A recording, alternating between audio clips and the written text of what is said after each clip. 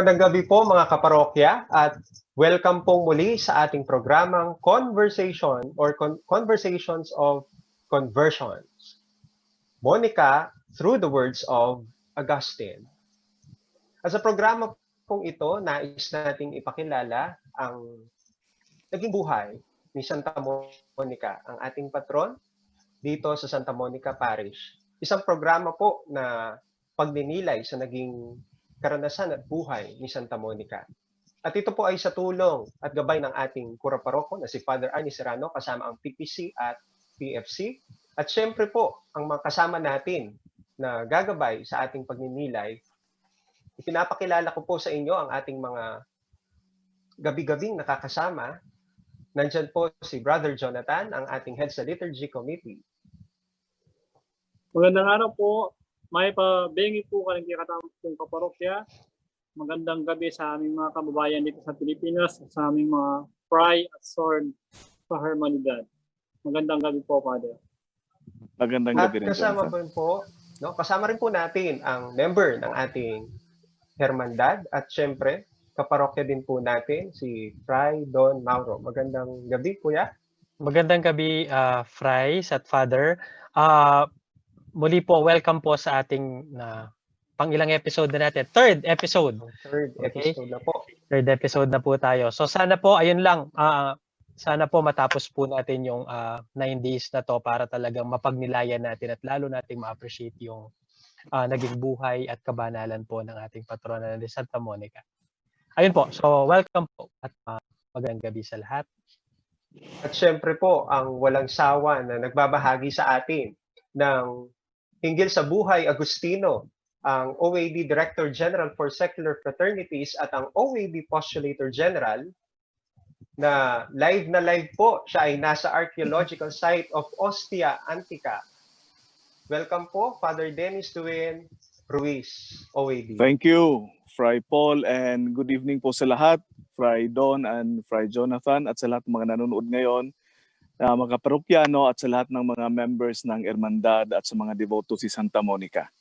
So sabi nga ni Fray Paul, welcome to the archaeological site of Ostia Antica na dito dumating at dito rin umalis si Agustin. At dito rin dumating si Monica, no, sa city na to. Ayan po, Father and Price, nasa third night na po tayo ng ating kwentuhan hinggil sa naging buhay ni Santa Monica kasama ang kanyang anak na si San Agustin. At sa ikatlong gabi pong ito, ang pag-uusapan nating paksa ay pinamagatan po nating I Deceived My Mother. At upa pong lubos nating mapagnilayan ang paksang ito, narito po ang isang testimony mula sa ating isang kaparokya. Ako'y Auran Leo Umusan na kayang Iles, 23 years old. Maraming po nga ako niya sa dahil yung pasaway kong anak. Narana po ng Bishu, Barcado. At dyan mga namin po, ayun ako tayo maraming kanang pengarang babae. Na halos ang dondo, mga diyan na magbayo. Yan ako naman po. Kaya po pakiramdaman na diyang magyari, sige po mo rin yung pansarili ng kapulyang mo na diyang ruminggo ako muli kang bali na iya pa na ako magluto yung papuri para paglakin pasantahuan na balo na data po. Hanggang kanyang may anak po na parang kuhigit na daw ko yung brand. Sinaman na ako. Kaya talaga daw ko yung sarili ng bali. Na at the end of the day po na realize ko na yung kanang kong tengari na malugod na po po ka. Diyan, handita mo po yung kanang lugawan at suli para aral. Pag-aral daw po na po yung nari. Doon na ako mapurang bargado na hindi na ako higit na yung pamilya malagaya po. mas matimbang niya po yung daya kaysa po ganda. Yung last kaya ginagayon ka na nga ng babae na kanyang stop po kaya ka na akong pamag-aral. 7th year college na ako. Nag-stop ko pa kasi wala na kayo man talaga, mamanutang niya ako para makapag-aral ko. Kaya ako, nag-stop ko po. Ang gawa ko, banta, tumabog ko ka na ako. Mega bravo po. Pagkis na iyang bigyan pera ka na ako. Kaya ko na po rin ay umaga. Iya ko na pong mega bravo para assistant na kaya po na mali na po makasabi.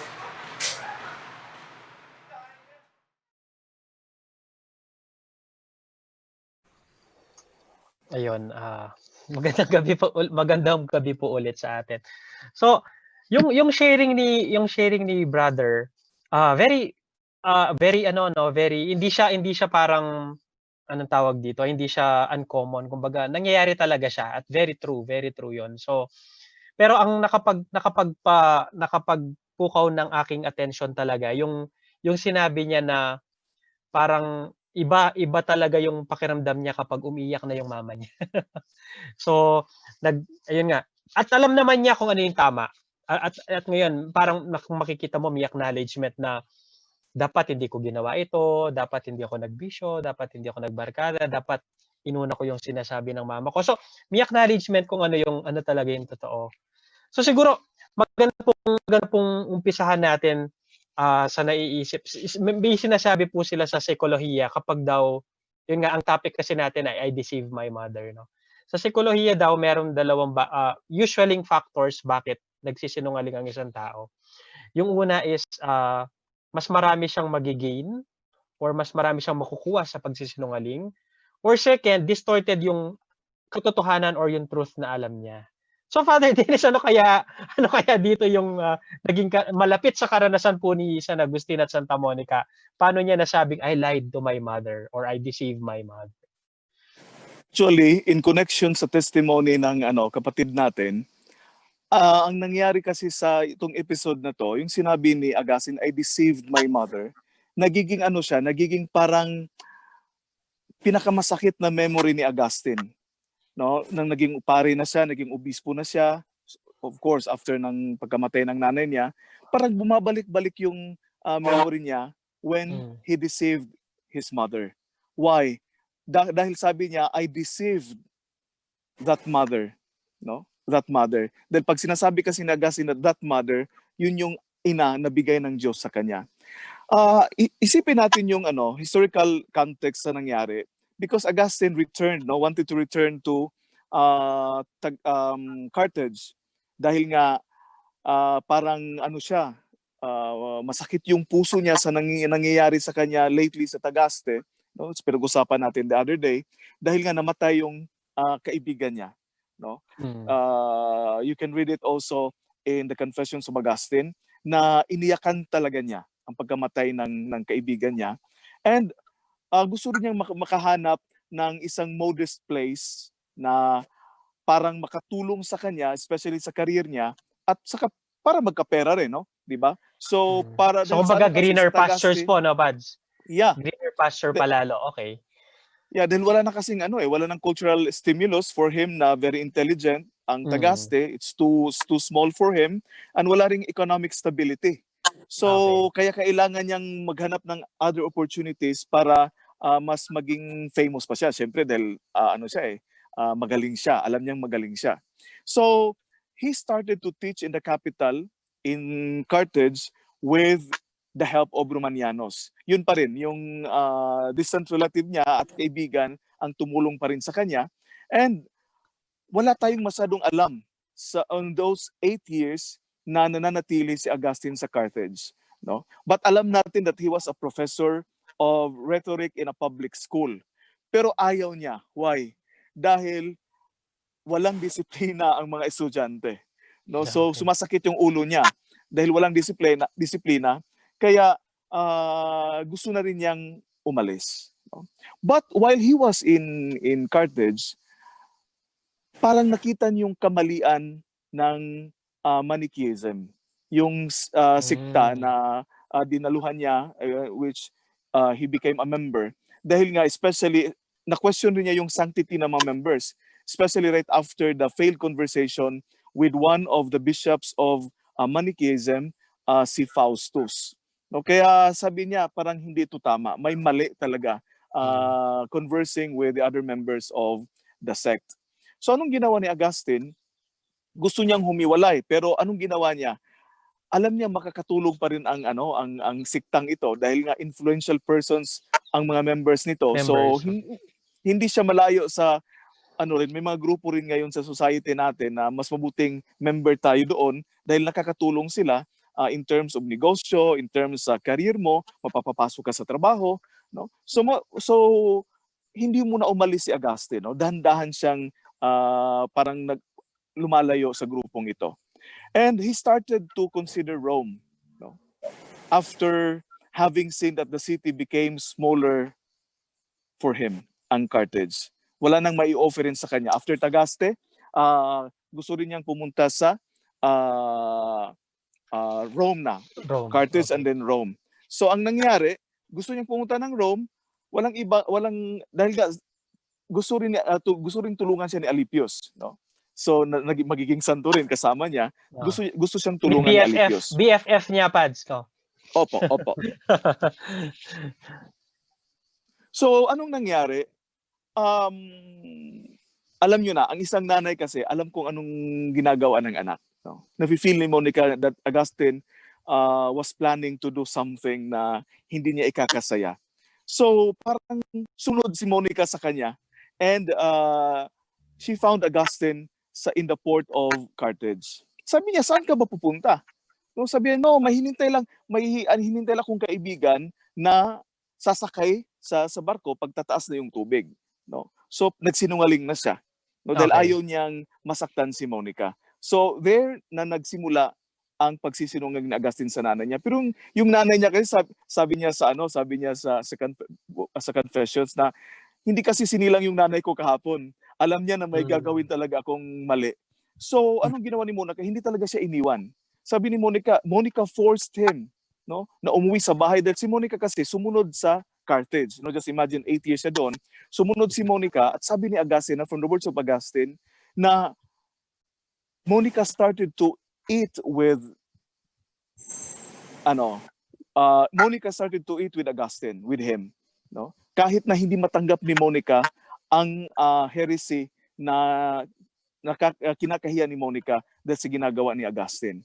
So just imagine na si Monica changed her tactics, no? Nag-change siya ng tactics para lang masundan talaga yung anak. So ito yung pagmamahal ng isang nanay. Nanay talaga. Oo, yeah. Nanay talaga. Ayun. So Pads, question po. So just curious po kung may idea kayo, gaano kalayo po ang Carthage sa Rome kung nasaan kayo ngayon? I mean, sa port po na yan. Yes, Don? Gaano po kalayo yung, di ba, from Tagaste, the birthplace niya, and then parang you said kahapon parang ilang 30 kilometers ba or 300? Kilometers, yeah. 30 sa kilometers. Carthage. Yeah. Ngayon, gaano ka po kalayo yung Carthage to Rome to give us an idea? Just imagine na sila, nasa North Africa sila. So siguro malayo-layo dahil kailangan pa nilang bumiyahe, no? Correct. So from North Africa, Carthage, then papuntang Roma, no? So just imagine that the Italian peninsula, ang Rome nasa gitna. So kailangan nilang umakyat pa. So malayo-layo. At saka delikado ang biyahe noon. Alam niyo na dahil hintay nila yung hangin, hintay nilang rin ng tubig. So kaya yun yung reason ni Augustine na sabi niya, mahinintay kasi akong kaibigan na naghihintay na parang hahangin para magsimula ng maglayag ang barko na sasakyan nila.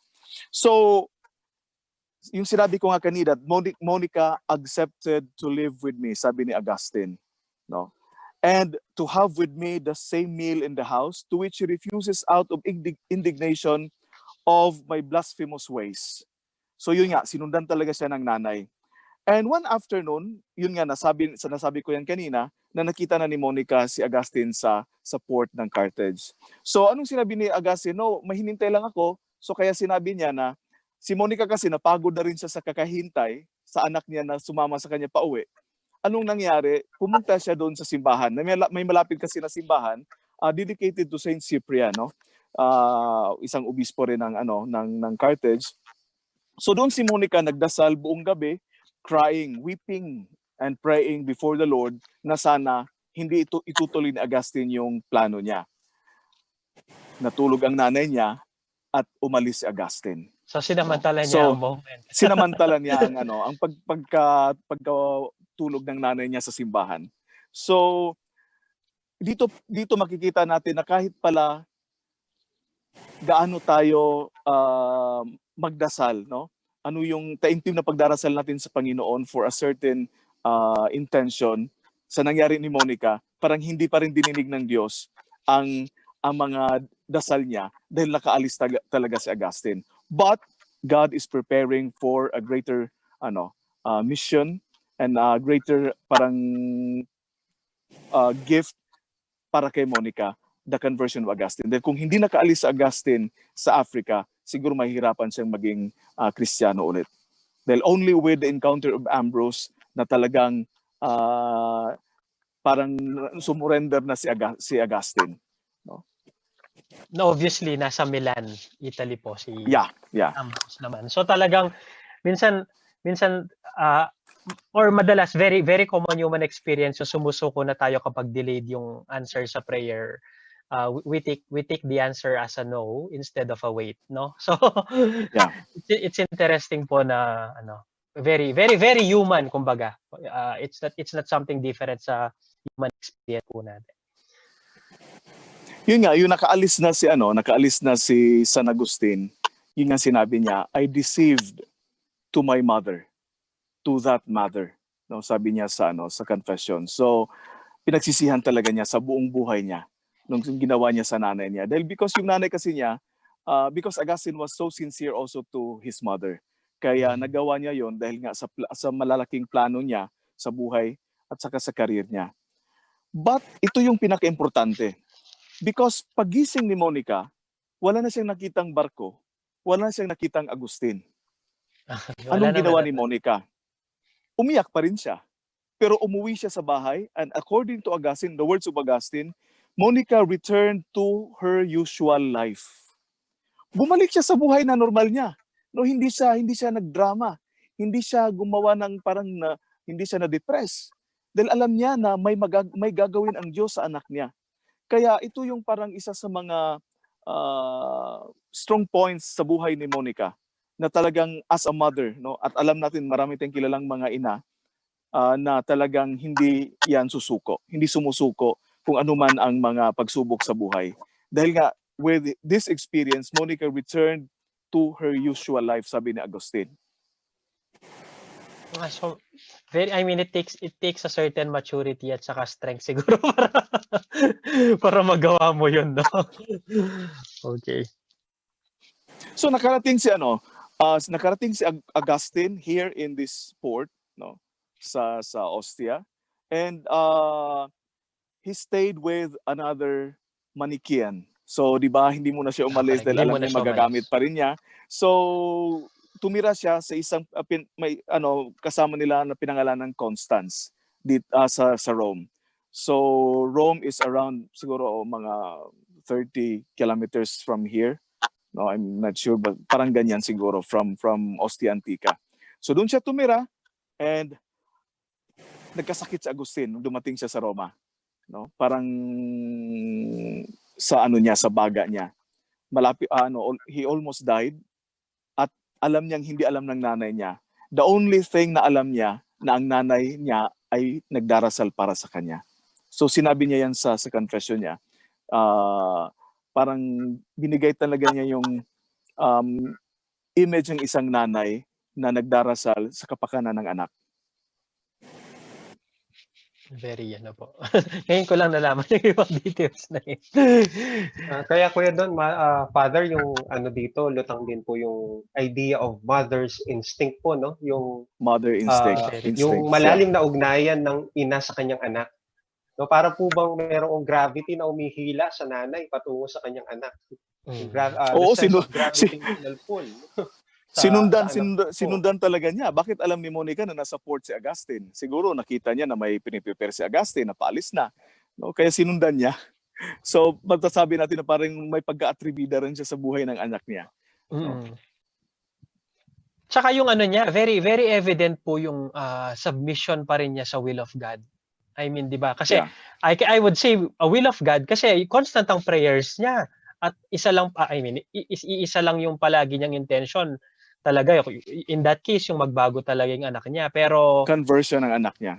yung conversion talaga ng anak niya kaya I mean, yung nasabi ko lang po na will of God talaga, total submission kasi nga be it. So hindi pa naibigay yung panalangin ko at this moment. So be it muna, 'di ba? Yung gano'n yung na-touch lang po ako dun sa words ni Augustine na she went back to her usual usual routine or usual. Yeah. So parang napaka alam ko may parang it's total submission talaga. Alam ko may mangyayari or something. Hindi alam ni Augustine na when Monica returned to her usual routine or life sa bahay nila, naghahanda na rin siya. May pinaghahandaan Okay. rin si Monica. No? So yun yung pag-uusapan natin bukas. Sa next day pa. Bukas, no? Na may pinaghahandaan rin si Monica na gagawin. No? Okay. So interesting po sa place pala na 'yan. So diyan pala dumaong si Augustine. Ito sa likod ko, ito yung Sige, parang can you please tour us around? itong sa likod ko, ito yung main street ng Old City dahil nga sa pagkakaalam natin, this city was abandoned in the 4th century after the fall of the empire. Why? Dahil nakakita na rin ng ibang mga ports ang Rome. No, kaya hindi na siya nagagamit, no? Dahil marapit dito may ibang port rin ang Fiumicino. So dito hindi na 'to nagamit kaya parang at the same time pala parang nauso ang malaria. Kaya umalis ang mga tao dito, inabandon talaga nila. So that's why it's almost yung pagka-preserve niya, talagang maganda pa ang pagka-preserve niya dahil hindi rin siya sinira. No, so they started excavations at sa mga nakikita niyo sa likod ko, no, sa kabila ito yung isa sa mga main na Roman temples dito sa city na to.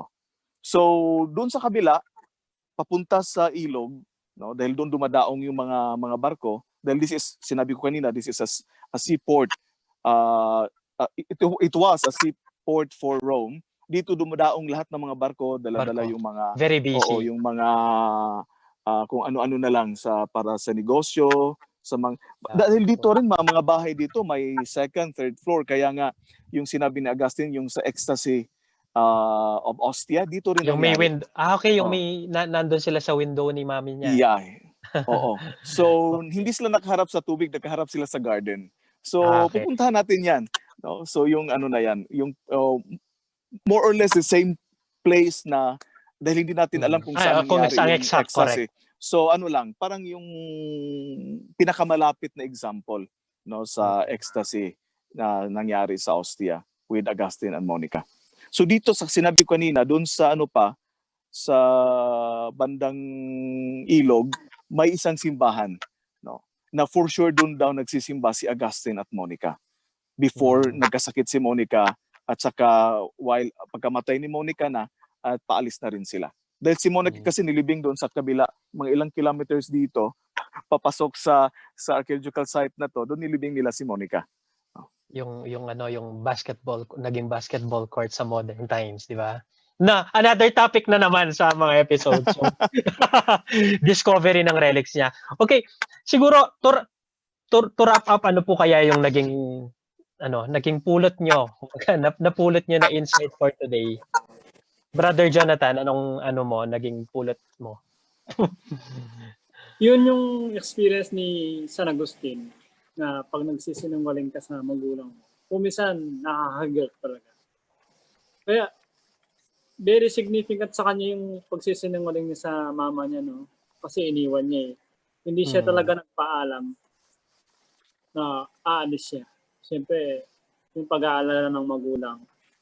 Siguro naisip din ni Agustin yung nag-aalala yung mama niya. Mm. Very common yung experience. Kahit hanggang ngayon, pag na-realize mo na yung pagsisinungaling mo, nagdulot ng pag-aalala sa iyong magulang. Mukhang palaging iniiwan si Brother Jonathan, brother. Ikaw, Brother Paul, ano mo, Fry Paul? Ako kuya yung Anong tumatak sa'yo? yung fry yung pagkakaroon ng malalim na ugnayan ng isang ina sa kanyang anak, ano ba nang mangyayari? Yung sabi nga po, 'di ba po sabi nga nung isang proverb, a mother's heart, no, is always with her children o sa kanyang isang anak. Siguro po yun yung isang katangian na nakita ko kay Santa Monica sa kwentuhan po nating ito. Despite that Augustine deceived her mother, hindi po naging hadlang yun sa kanyang ina para mas lalong lumalim yung kanyang pananampalataya at yung pagmamahal niya kay Augustine. Yung whatever happens, letting the will of God and loving Augustine at the same time. Dahil yung kasi, yung pag-aalala ni Monica kay Augustine, it's not more on pag-alis ni Augustine o nalayo sa kanya. Dahil may iba pa naman siyang mga anak di ba? Sina Vitius at Perpetua. Pero yung inaalala talaga ni Monica, yung soul ng anak niya. Dahil gusto talaga niyang makita na mabinyagan yung anak niya. No, yun yung pinakamalalim talaga na reason why she prayed and she wanted to go with Augustine. No? Kaya nga nilunok niya yung pride niya Lumipat siya kahit ayaw niya dahil di ba may kasama na si Augustine sa Carthage, no? May yung ka-live-in niya at saka yung bata. Kaya nga pumunta rin si Monica dahil di ba yung apo nakakawala yan So kaya lumipat si Monica, nilunok niya yung pride niya para lang makasama ang anak niya at para mapakita yung pagmamahal niya sa kanya. Grabe, Pads, no? Ang lalim ng faith ni Saint Monica sa Catholic, no? At very motherly. Talagang, ang focus lang niya, mabinyagan si Saint Augustine, maging Katoliko. Parang, sana lahat ng magulang po ngayon na babae, ganyan yung, yung maging vision nila sa mga anak nila, yung hindi sila bibitaw sa kanilang Catholic faith. Kasi madalas napapansin ko po sa panahon po ngayon, dahil anak nila at tumanda na raw, hinahayaan nilang mag-decide. Buhay nila yon, hindi ko na sila papakialaman. Sana yung mga magulang din ngayon, gayahin nila si Santa Monica na akayin pa rin nila sa Catholic faith. Hindi po wag na lang hayaan na mapunta sa ibang reliyon o sa ibang sekta. Basta kasi yung parang mga magulang po ng ngayon, ang importante po sa nila yung payapang nakikipamuhay ang kanilang anak, walang sinasagasa, walang inaatakan tao. Sa kanila okay na po yun Pero kay Santa Monica po ngayon, nakikita po natin na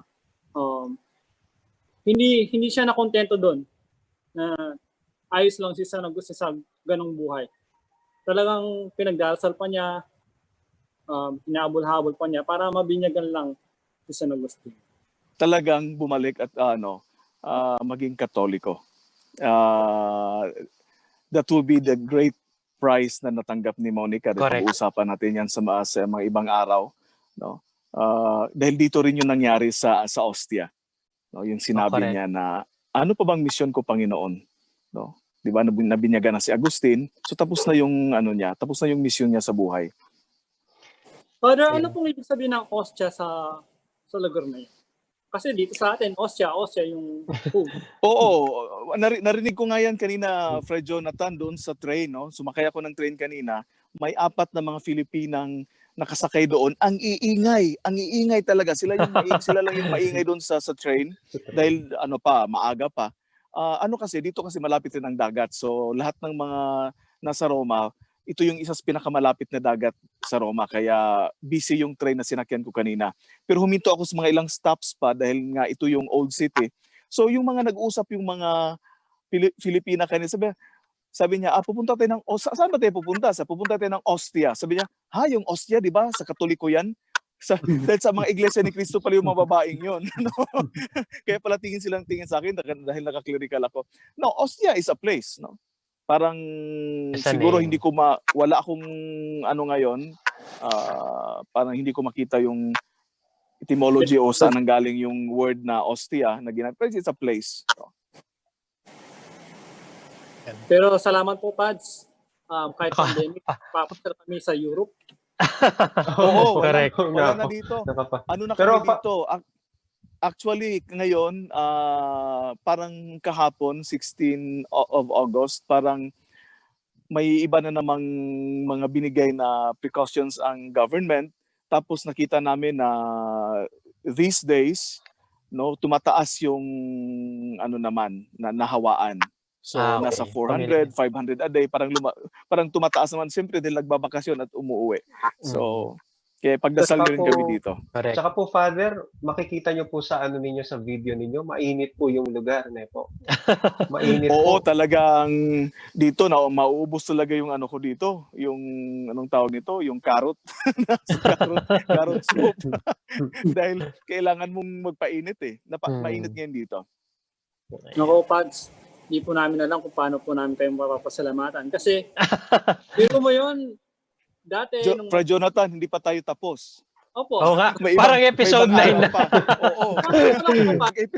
Pag episode 9 na. Yun. Natatats lang po ako kasi na ililibot niyo po kami sa Rome, sa mga pinanggalingan po ni St. Monica at San Agustin. Kasi nung bata ako, kinikwento lang nila. Naririnig ko lang. Pero hindi ko naisip na totoong tao din pala sila. Hindi lang sila, kasi pag santo at santa, parang antasas agad ng paningin ng expectations ng tao.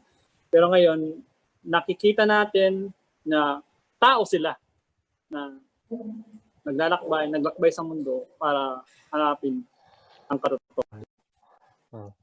Ako siguro masasuggest ko na maging assignment ng ating mga viewers and nakikinig siguro yung more of yung revisit siguro yung yung paano ka nagre-respond pag sinabi ni God na hindi muna.